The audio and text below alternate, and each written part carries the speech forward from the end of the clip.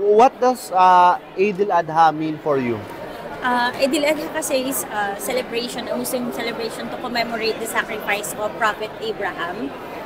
And it's a yearly celebration wherein we Muslims gather to pray. Tapos at the same time, we also mandatory din sa amin yung magkapag-donate kami. So may charity aspect din ito. That's why you would see all around Philippines and all around the world, there are Muslim organizations that are sharing meat. So it has to be a meat kasi. So sometimes it's a goat. And then pag malaki yung family, cow. And then isi-share yon to the less fortunate Muslims. Ganun po siya. So it's a time for love, sharing, peace at the same time. Don't have anything to say. Ano po yung pinakamahalaga yung napulot doon sa preaching ni Dean Wadi kanina? Yeah. Si Dean Wadi has been talking about the pillars of Islam but focusing primarily doon sa Hajj. Kasi alam naman natin na yung Hajj ay it's already Hajj season again.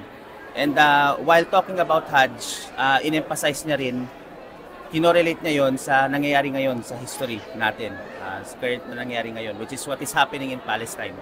No? So, for Dean Wadi, ang pinakamahalagang napulot namin sa kanyang sermon is to keep on holding to the ropes of our religion, to keep on performing our religious duties, because walang kakampi ngayon na malakas ang Palestine, no?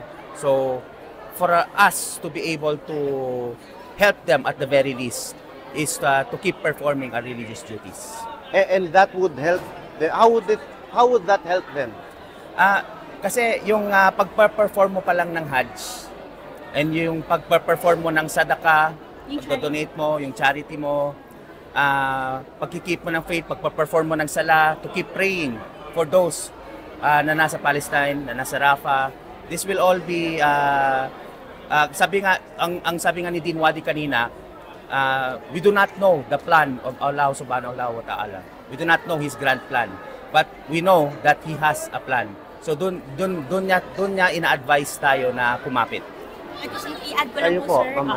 Bale, for us, particularly sa family po namin, yung dinonate po namin na cow, kasi a cow po is good for seven families, pero parang kahit 7 individuals. So yung sa family po namin, yung cow na kinurban namin for this Eid, is sa Palestine po siya darating. So doon po siya ipapamigay sa mga nagugutom po doon na families right now. Oh, your family? Yes, particularly for our family, yung cow na dinonate po namin is pinadala po sa Palestine. Oh. So that's how we help, na kahit nandito kami sa Pilipinas, parang na-extend po yung mga charities namin doon. How much is it? Ano po sir, kasi in dollars po siya. So parang $800 po yung isang cow, $800 to $1,000 depending on the size of the cow. Oh, so yung inyo is Yung pinadala po namin through dollars. Magkano po? Almost mga ganun na rin po. Mga 800. If I'm not mistaken sir, parang almost $1,000 na rin. $1,000. So your family, the two of you?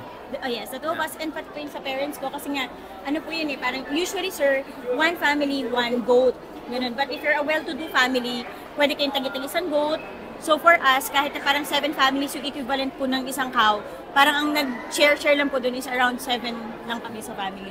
Apo. Personally, ma'am, how do you feel about having donated this cow to Palestine? Ako po, personally, very happy po ako na makapagpadala po sa Palestine kasi ako po dito, right now rin po, sir, sabihin ko lang po sa inyo, the Armed Forces of the Philippines are conducting po yung beef sharing with the help of some NGOs din po, international NGOs na nagdo-donate. So, all around the Philippines, sir, Luzon, Visayas, Mindanao, meron po kaming beef sharing na annually ginagawa po, sir. So, talagang ganun po yung parang goal dito sa Eid. Mas special siya sa amin ngayon because this is the first time that we were able to do our kurban, our sadaka as a family. Kasi we just got married So, this is the first time that we are donating as a family.